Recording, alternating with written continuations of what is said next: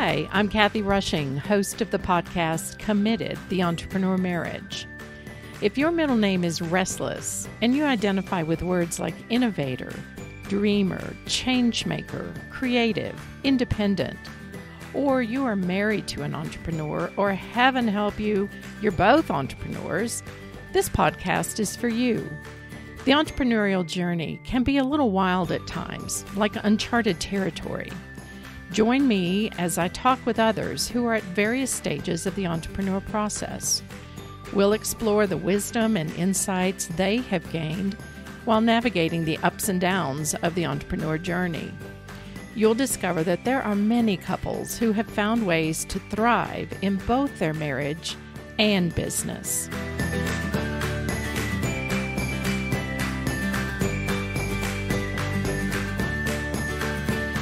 One of the reasons that I started this podcast was to have conversations with other couples who are also on the entrepreneur journey.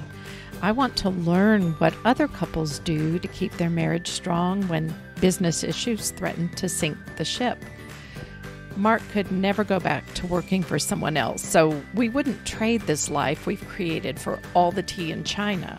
But sometimes the challenges that come with growing a business feel overwhelming, and you'd like to know you're not the only one in the boat.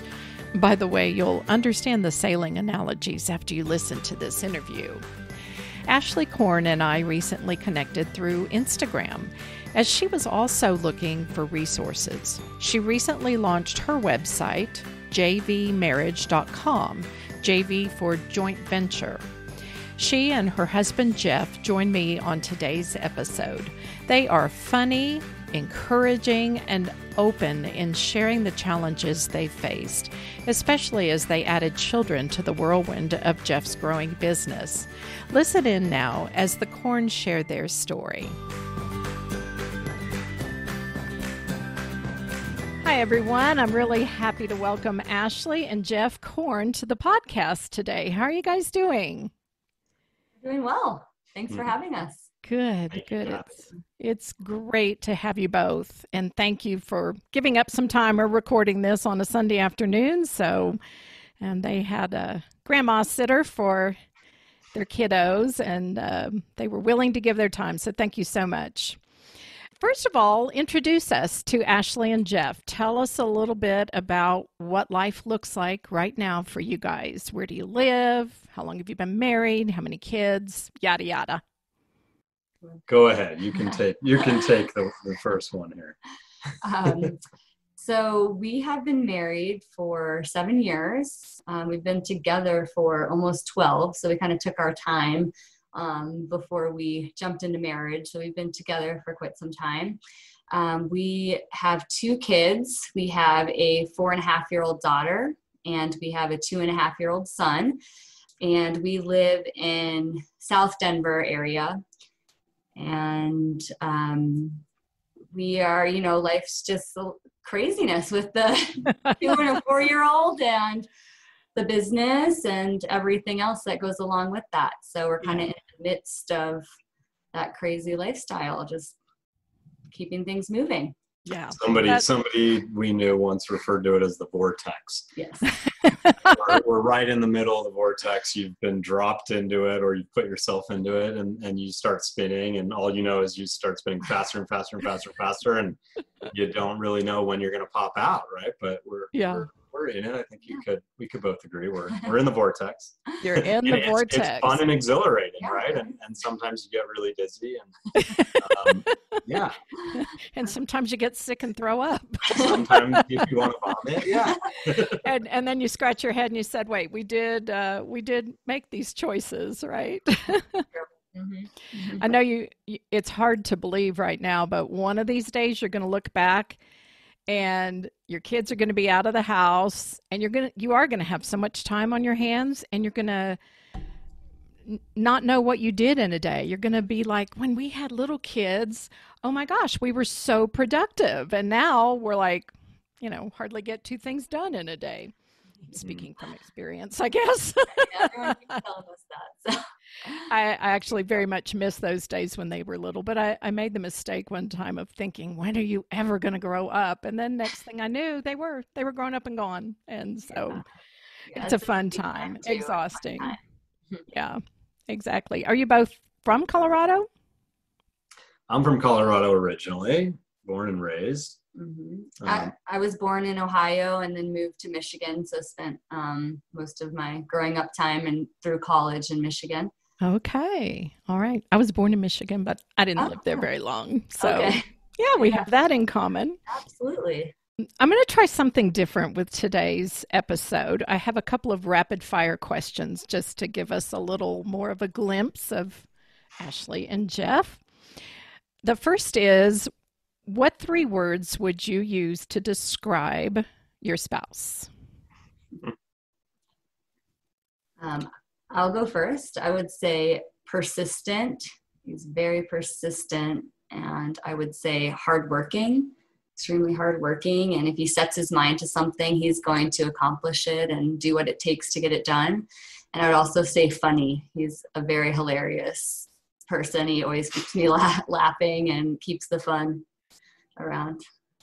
That's a great. He's one of the only people in the world who thinks that. So that's good. Are you saying, Jeff, nobody laughs at your jokes, or? Well, I do. That's what matters. That's all that matters. Kathy, I've already made 6 or 7 of what I thought were jokes here in the last 5 minutes of our conversation. You didn't laugh once. So.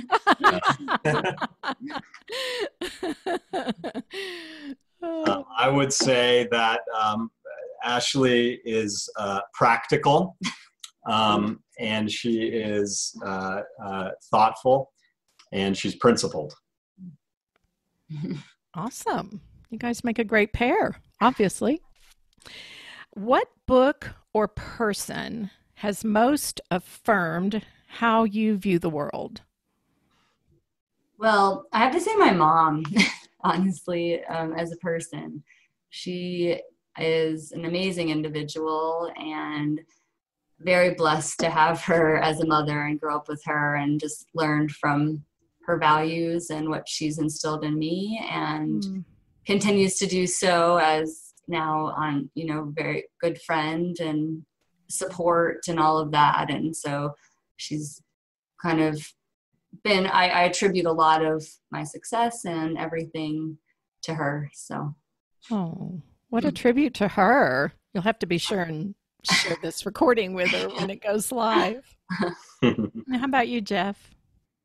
Well, there's a few things that come to mind. If I have to pick one, this is hard because I'm trying to think, how do I get just out of the business mindset, right? Mm-hmm. But I would honestly say that probably the 5 dysfunctions of a team, which sounds uninspiring, right, as it comes to the way that I view the world. But the reality is that I think that the most impactful piece of that for me is that as long as you can very clearly and explicitly explore conflicts, that the world becomes a really enjoyable place. And so I think for me, that's been the most impactful from a conceptual standpoint of saying we need to directly confront conflict. Yeah. And I've read that book and I'm blanking on the author. Patrick Lencioni. Thank you. Yes. I love everything he's written and just the way he writes in fables and makes it very easy to digest. He makes it sound very easy when you read it, but putting the principles in place is so powerful. Okay. The last rapid fire question is, if your marriage was a team sport, what would it be? As if we were supposed to prepare these answers, right? I think that's a very apropos analogy. Yeah. She said sailing. Oh. If that's considered a team sport, which there is. Sure. It is. We have a lot of metaphors for our relationship and entrepreneur journey that relate to sailing. You can tell what you're saying. My perspective on that. Well, one of the things that I often say about sailing, first off, there's a skipper and it requires a crew. And I think that both the skipper and the crew bring completely different, certainly responsibilities, but also skill sets to that team. I think that there's a lot of technical knowledge that is required in that sport. And then there's also a lot of understanding and agreement around, when I do this, you're going to do this, or when you do this, I will do this. Perhaps that's the case in a number of sports, but that's something we're familiar with. And then the other thing, I don't know how apropos this is, you and your listeners can be the judge, but sailing has been described as long periods of absolute boredom interspersed with moments of sheer terror. Well, hopefully that's not related to our marriage.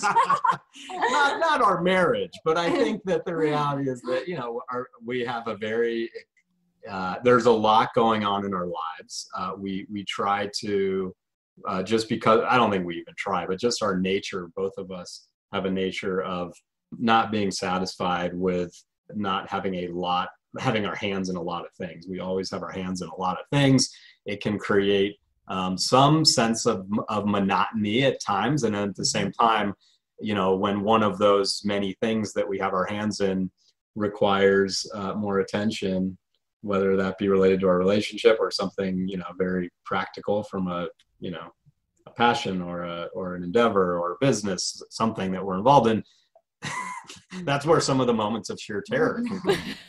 But it can also be very amazing. A sailboat can take you to so many places. It's a journey. You can take it across the world if you want, and have amazing stops along the way. And it is a give and take with the crew and the captain, and being able to work together to make that happen and steer to where you want to go. And it takes both of us to do that. We can take this analogy much further if you'd like. Yeah, I'm thinking, wow, how far can we go with this? Sailing is about, you better enjoy the journey, because if it's all about the destination, there are quicker ways to get there. Right. Yeah. And I think that I've learned, we've both learned, but as it relates to sailing specifically, I love the journey. I love the journey. The destination is not nearly as important to me. She's the opposite, in that, well, if we're talking about actually being on a sailboat, I'll let you think yourself how you think about the journey versus the destination. Well, for actual sailing, yes. But I think if you think about marriage, you have to enjoy the journey. And it has to be where you are now, staying in the present moment, and also knowing if it is a storm or a tough water situation, that you will get through this. You have to stick together. You have to work together to get to where it is that you want to go. And I think that relates to marriage as well as sailing, obviously. Yes. So. And if we take it a little bit further, I'm sure if you go sailing, I've been sailing all of maybe twice in my whole life, but you guys are making me want to go out and learn. You probably look at weather reports and do the best you can to prepare, but you've probably been caught in some unpredictable weather, as is the entrepreneurial journey, right? You prepare, but there are things that are out of our control. Absolutely. And being equipped somehow to ride that out is very important. Well, I love that analogy. That is really cool. Jeff, let's hear a little bit about your business. I know Ashley in an email told me a little bit about it, but go ahead and tell us about what your company is, what you do, how long ago you started it. Sure. So my company is Virtuance. We are a real estate photography and visual marketing firm. We focus on providing listing marketing for real estate. And I co-founded the company 9.5 years ago. It's crazy that it's been that long. And we've been bootstrapped from day one. Never taken a dollar of outside money, for better or worse. The company, starting out with two of us here in Denver, over the last 9 years, we've expanded to 31 different cities. Our team today is about 75 people between people located here in Denver, and then our sales team around the country. And then we also support a team of 200 plus photographers.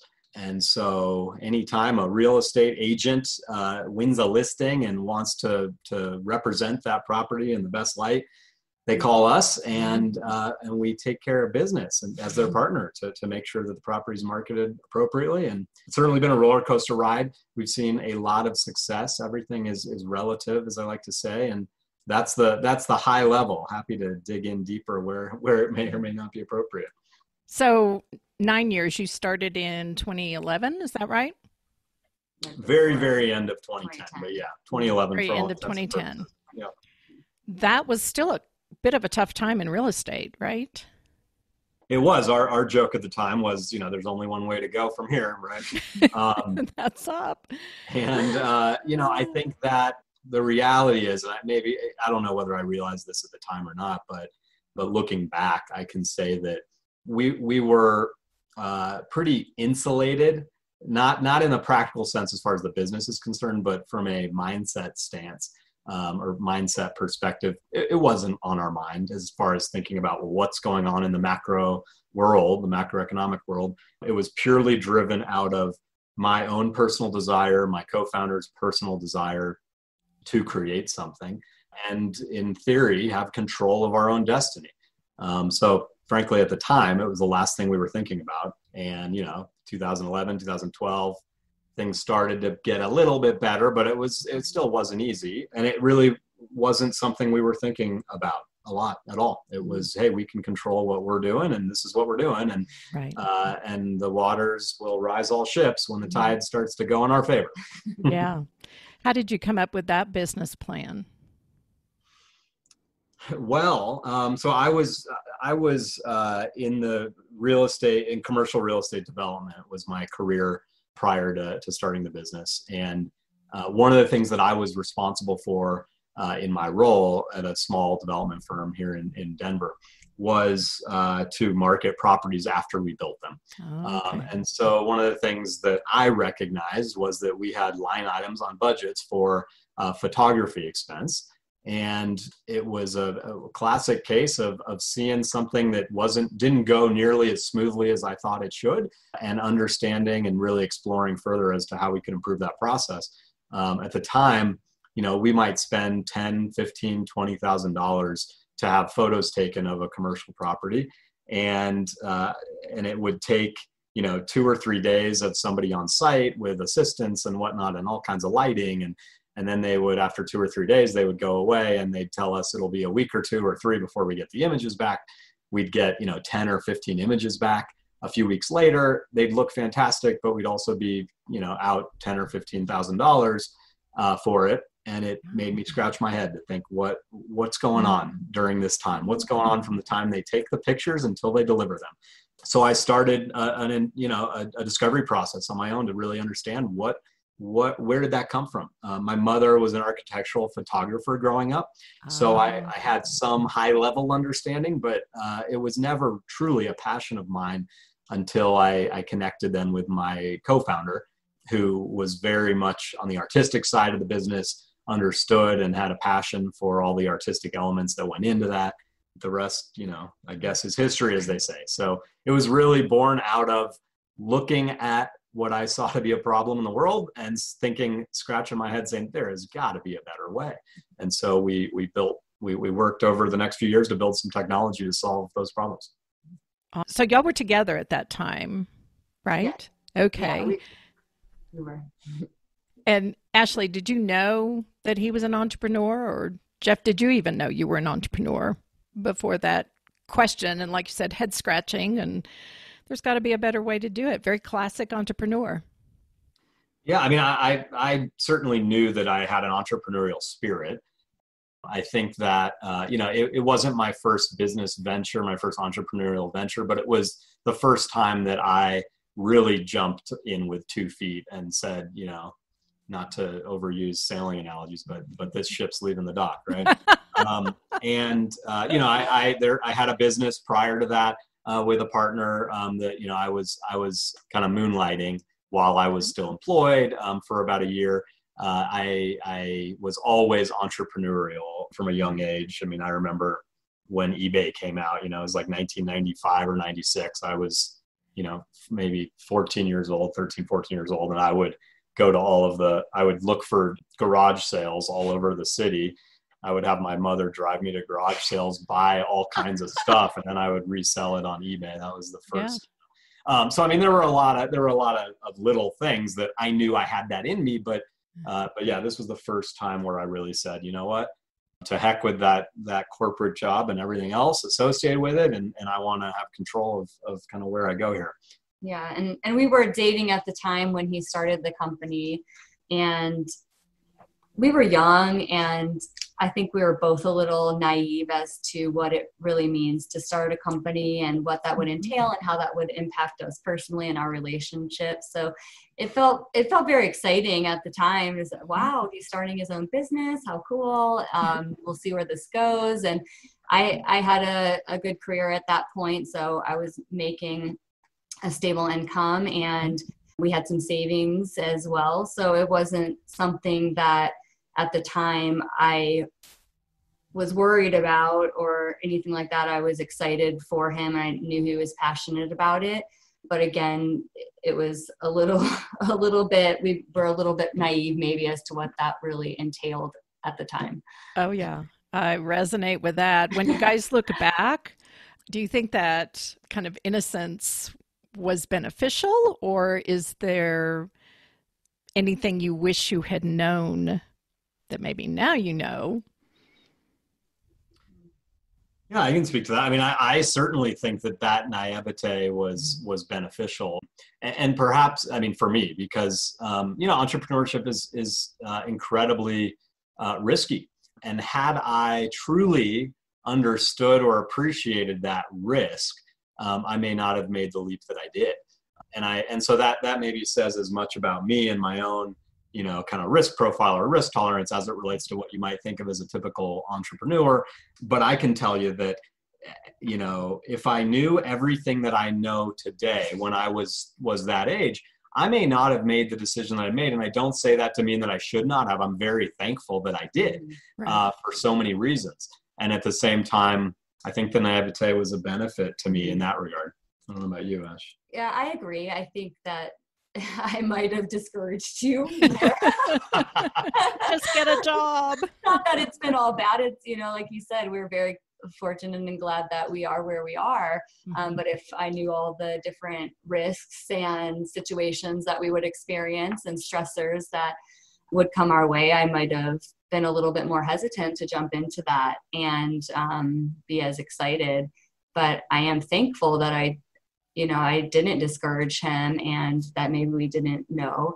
And at the same time, I think there are some things that would have been good to know about before. So we could have had some conversations and have some expectations maybe around what to expect and boundaries that we would be setting and the risks that we would be taking on that I think could have helped us in different situations, maybe not have caused as many heartaches or fights in the moment if we would have planned for that or had those conversations up front. So it would have been maybe good to know some of those things, but at the same time, I think it did help us to not know everything. So we wouldn't have shied away from it. Yeah, we'd still, be sitting at the dock looking at those pretty waves. Yeah. It's an interesting topic, the whole idea of risk and preparation. We talk to a lot of entrepreneurs, and a lot will say, I'm not a crazy risk taker. I've evaluated the risk and proceeded based on mitigating as much risk as I can. The other interesting piece has to do with preparation. My husband, he loves whiteboards. He has this huge whiteboard in that room. And a couple of weeks ago, it was full of ideas because he's at a point now where he has time and he loves entrepreneurs and startups and he loves talking with people about that. So he had come up with all kinds of ways he was going to do a book, and he was thinking a podcast possibly, but just resources for early stage. Do what? I said copycat. Is that what you're doing? Oh, the No, you're podcast. doing Yeah. the podcast. Yeah. Right? Yeah. I told him I've got all the equipment now. Right. Anyway, he sat with that for a while, and the more people he talked to, it kind of like you, Jeff, evaluated your risk, went in with I'm sure as prepared as you could be.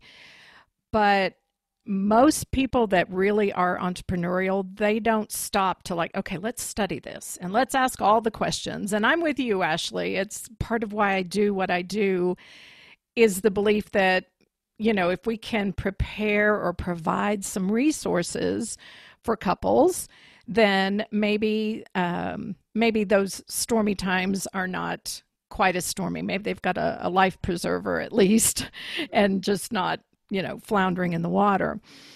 But it seems, at least in our experience, and I'd be eager to hear from you guys, but it seems like people, they kind of have to get their feet wet and have that first slap in the face, if you will, or I don't know, if we can stay with the sailing analogy, maybe face that first storm before they go, okay, I really need a little more preparation. What are your thoughts about that?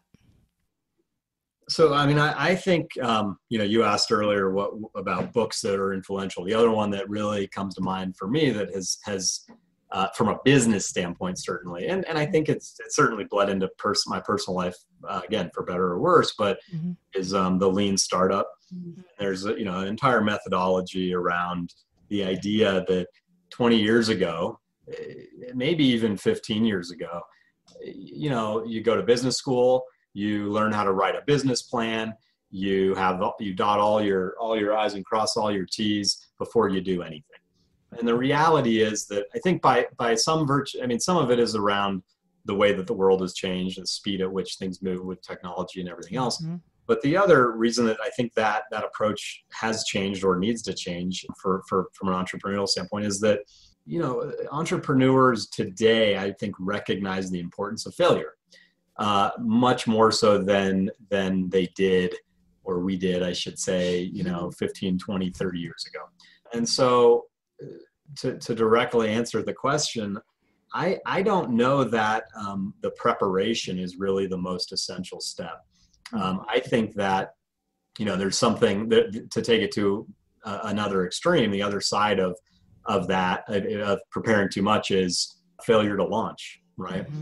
And I think that if you look at entrepreneurs in general, you look at people who are starting new businesses,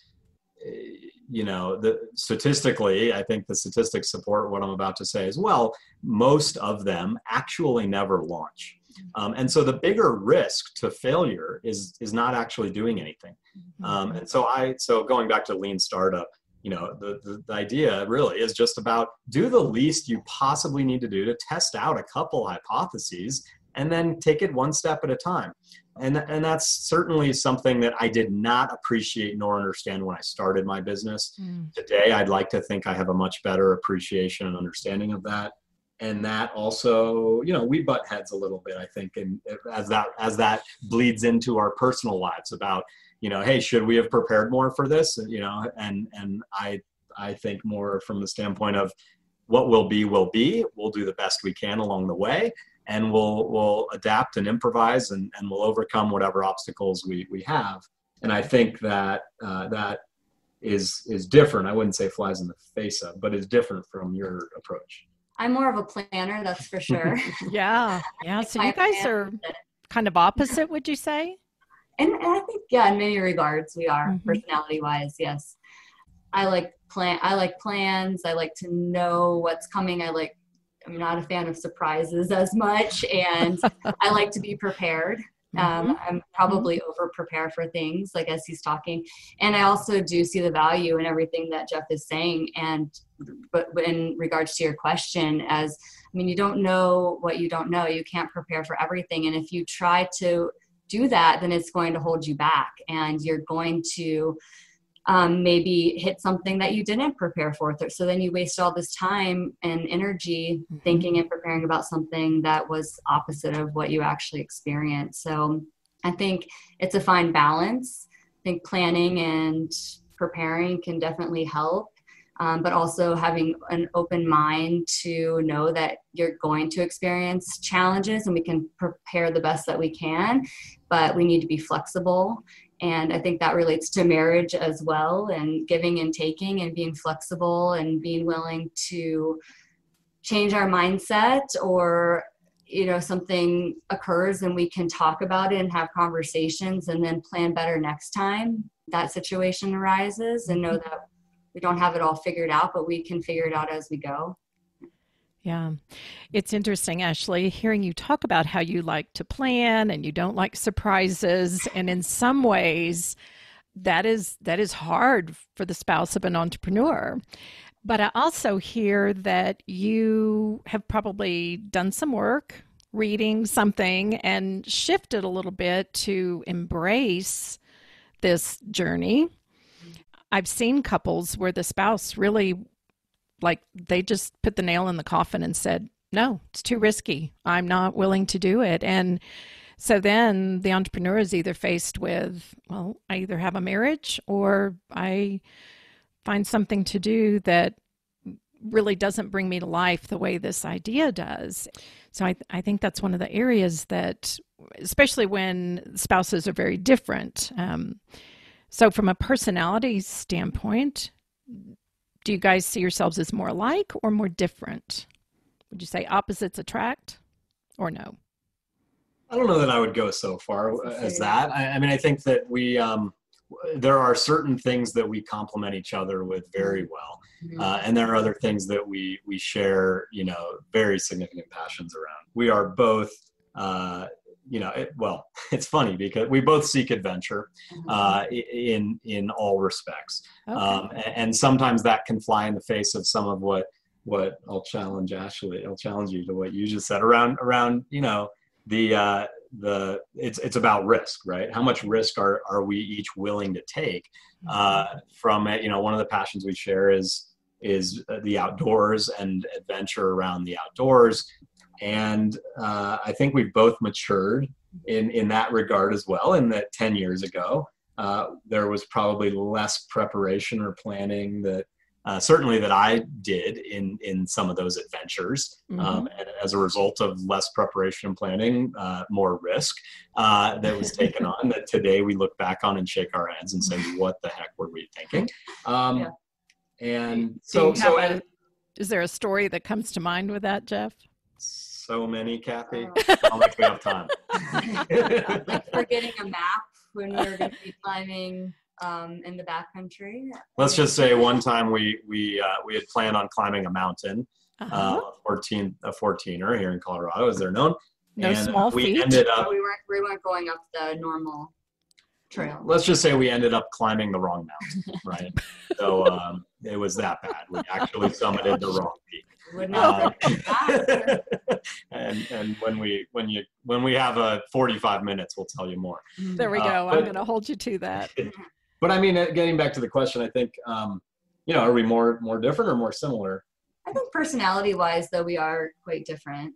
I think I'm more introverted. You're more extroverted. I think, there are a lot of things that we do share personality-wise, but I think in most regards, we complement each other. And so he might have a higher risk profile than me, or maybe more gung-ho about going into a new venture than I would be, and I could ask him the right questions and help him prepare. And then he also has pushed me to be a little bit, like you were saying, accepting and enthusiastic about trying some of those new things. And so I think we've kind of pushed each other and we've grown together in those regards, in the way that we complement our personalities. I think that's one of the most beautiful pictures of marriage, is the idea of iron sharpens iron. We become better, not less, in our marriage. Ashley, you started a website. How long ago did you start it? So I actually only started the website a couple months ago, I think 2 months ago. I had been working on it for several years, but, it was that preparation situation I was talking about. I had to do all the research. I have to complete all my interviews. What are people going to think if I put it out? need to get more data on that.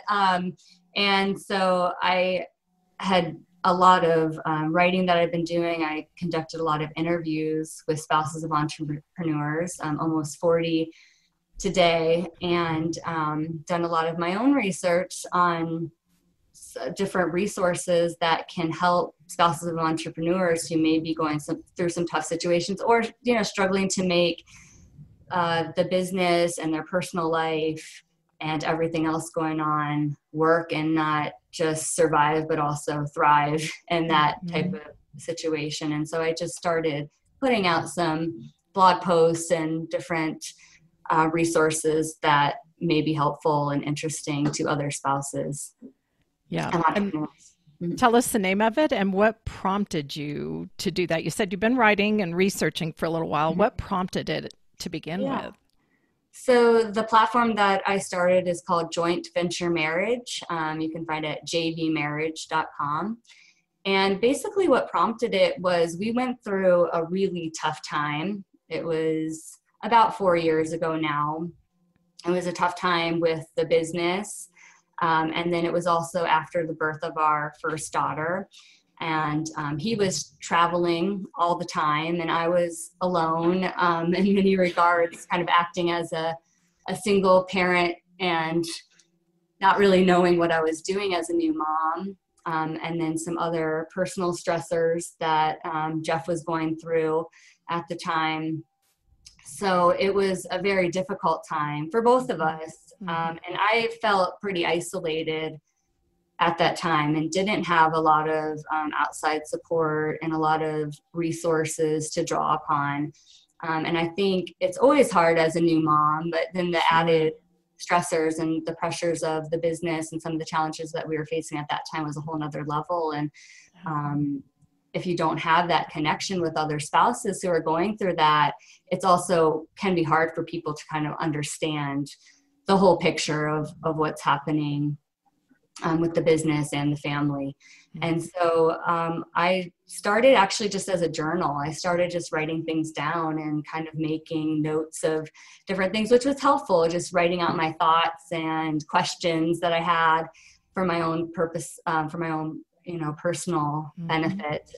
But then I started thinking there has to be other spouses that are probably feeling that same way and going through those same things. So then I started interviewing other spouses and talking to other people. And I did find that a lot of people were going through similar challenges. And that was really reassuring and validating. It's not just me. I'm not crazy. I'm not the only one who's struggling at this time.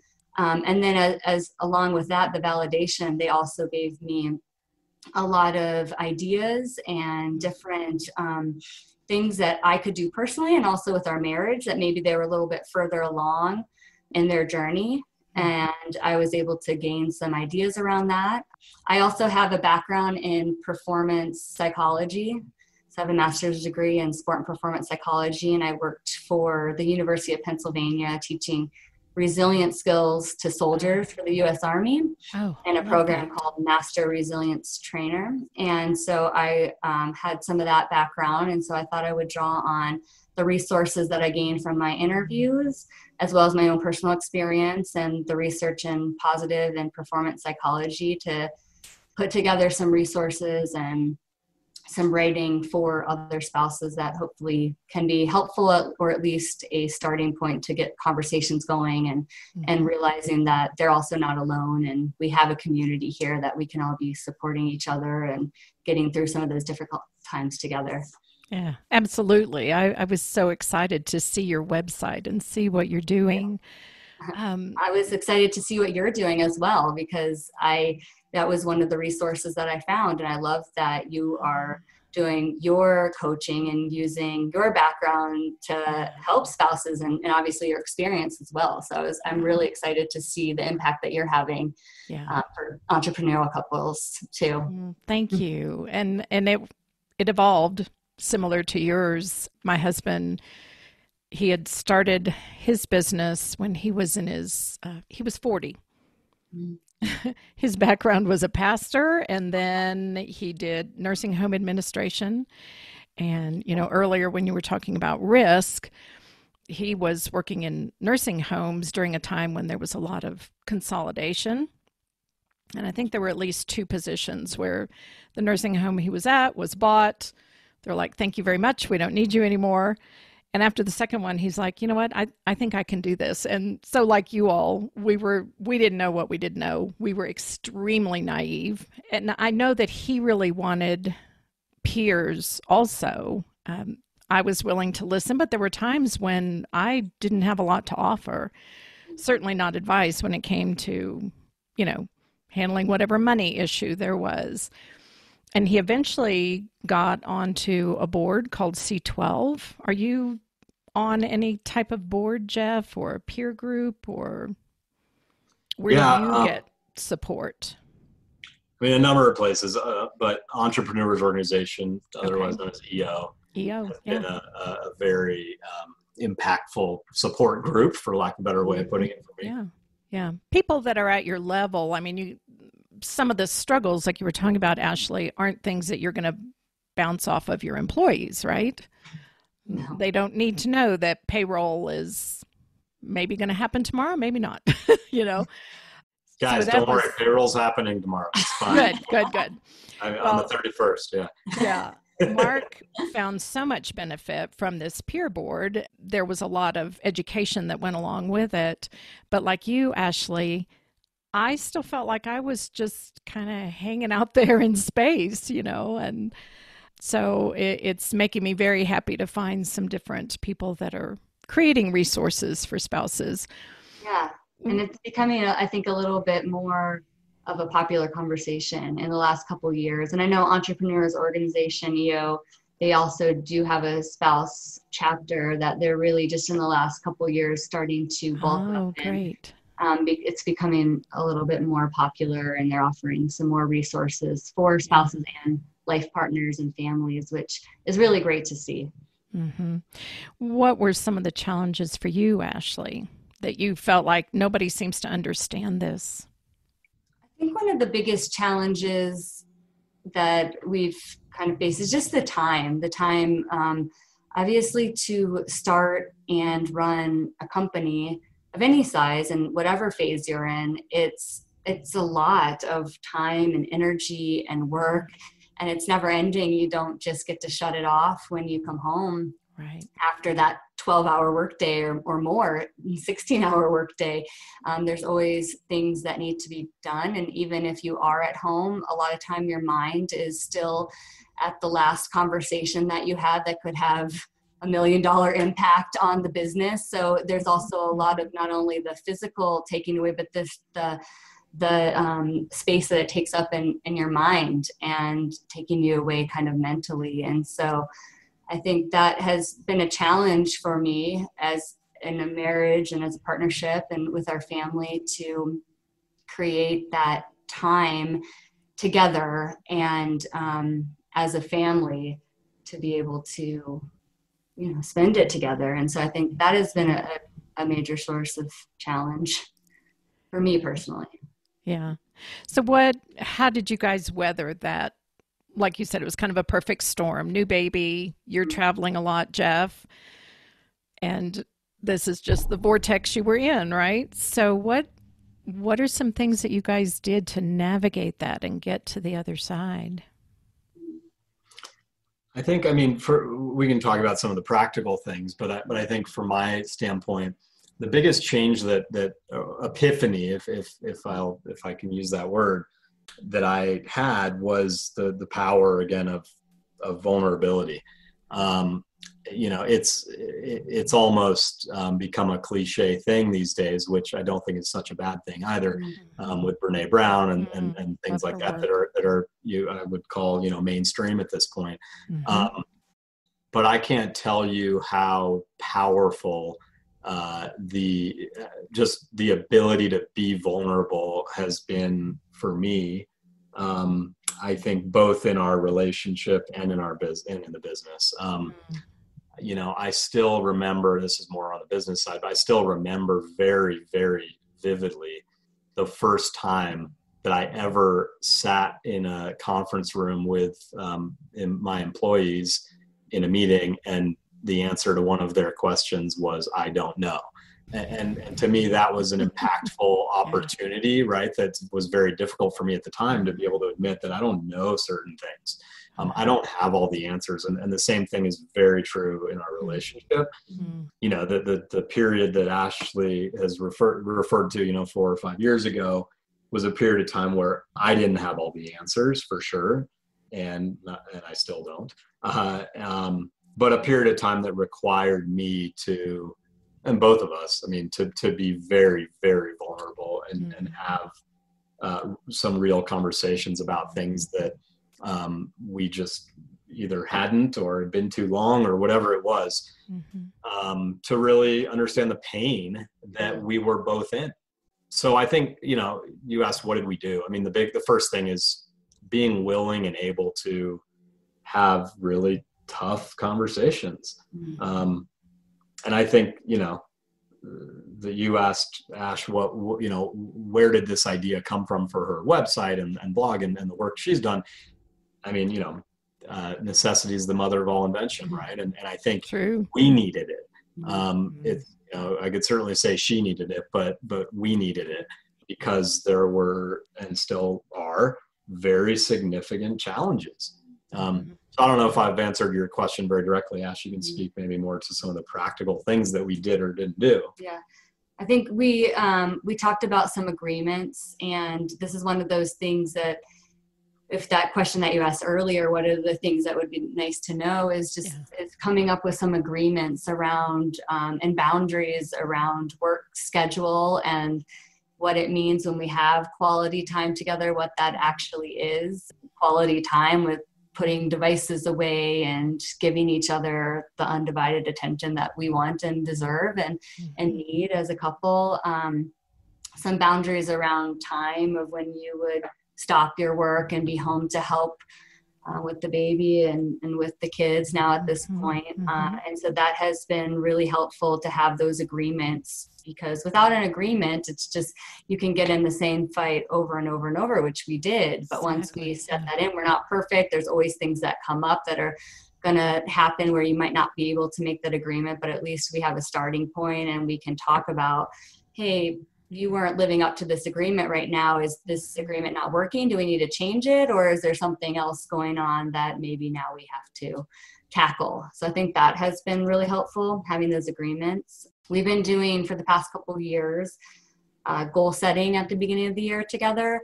So really looking at what we each want individually for the year and what that's going to look like and what it's going to take to be able to achieve that. And so we make sure we can be behind each other on those dreams and goals that we have, and also help keep each other accountable for that. And so those are, you know, with business and personally, and then also as a couple.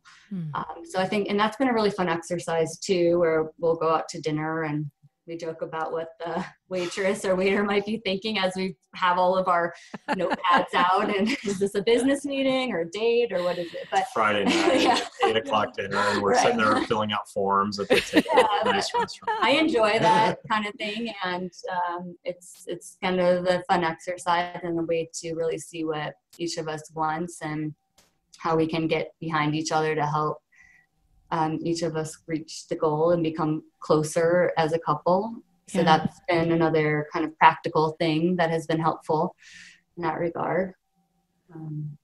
That's really awesome. There's a lot of research that supports having common goals as being one of the things that helps couples thrive. So, Ashley, when are you writing your book? Actually, that is a long-term goal. It's very slow coming because all of my research and writing and that type of thing is done during nap time and in the evening. So it's usually a couple hours here and there. So it is a long-term goal. So awesome. But that will be to be announced. Awesome. We'll look forward to it.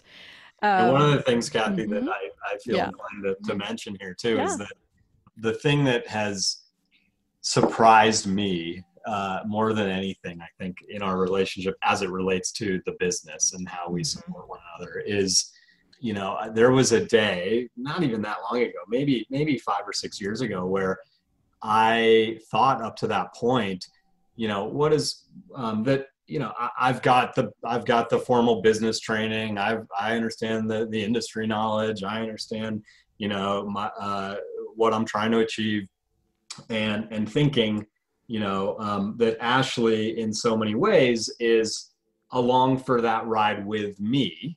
And certainly that she is contributing in the way that she can contribute to supporting us as a couple, as we both are. But I think the thing that I've realized more than anything over the last 5 or 6 years is that her nature, the things I mentioned early on in this conversation about, her thoughtfulness and her practicality and otherwise, and also her actual academic background has contributed more to my success, the success of our business and our relationship, than I think I ever would have thought it could years ago. And so specifically, her background is all about psychology and performance enhancement. Yeah. And I think that, I joke sometimes that if I went back to school knowing what I'm doing now, and knowing that was what I wanted to do, I would have gotten a psychology degree, because business is no different than anything else in life. It's all about how people relate to one another. Right. And we've taken so many tools I've taken from her academic knowledge or life experience into the business. And we've also taken a lot of things from the business, I think, into our relationship. And that's been what's been so fascinating for me over the last 5 or 6 years. My team, whether they realize it or not, most of the good ideas about things that are impactful in the business, as far as creating the kind of culture we want and everything, comes from her and the things she knows. And I think we've worked well together on those things. That's a beautiful affirmation. How do you feel about that, Ashley? It feels good to hear that. And sometimes when you're as a spouse of an entrepreneur, you're not really sure what you can do to impact the business, or you might feel a little bit far removed, or maybe that what you're doing it's kind of in the background or in the shadow, but I think we have a bigger impact than we realize, whether it's directly or indirectly. And it feels good to be acknowledged that way. So thank you, Jeff, for saying that.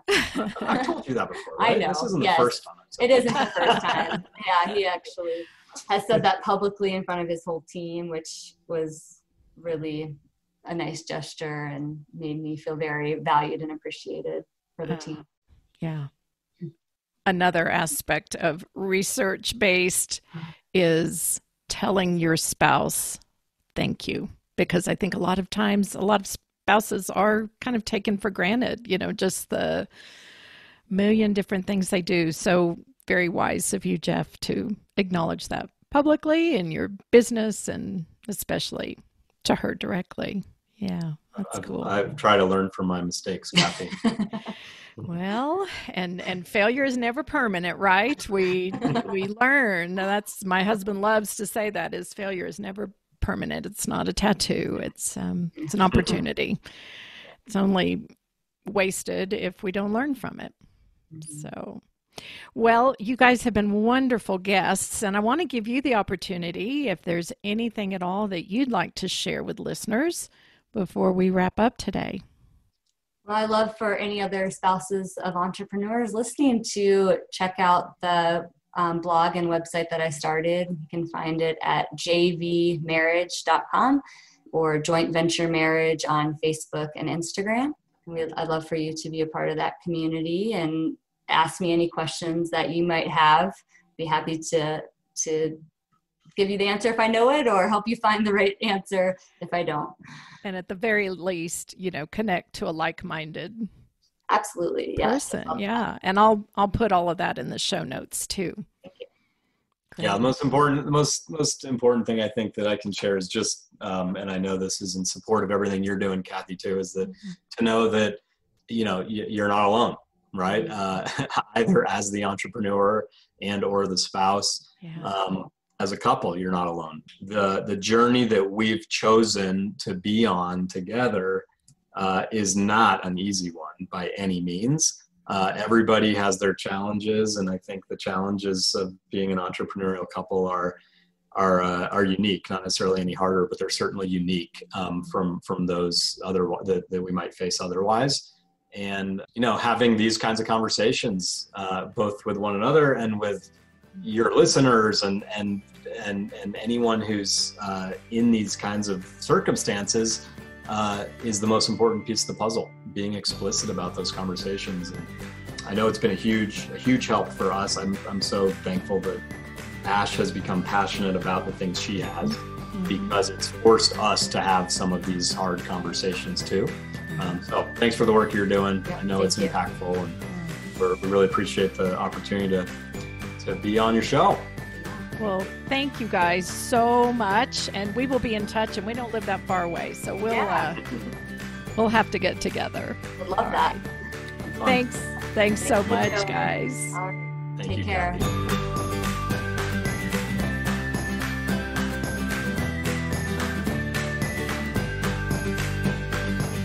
As always, thanks for listening. There were some great takeaways in this episode, and I'll create a summary in a little shorter episode next week. For those hard of hearing or that prefer reading, you can find the full transcript at kathyrushing.com. If you enjoyed this episode, it would really help spread the word if you would give us a rating and a review on Apple Podcasts, or send it to someone that you think might enjoy it also. There are just shy of a gazillion podcasts now, so it's a little more challenging for a niche show like this to be found. So your rating and sharing it really helps spread the word. So thanks so much. You're building a life together. Make it a great one. See you next time.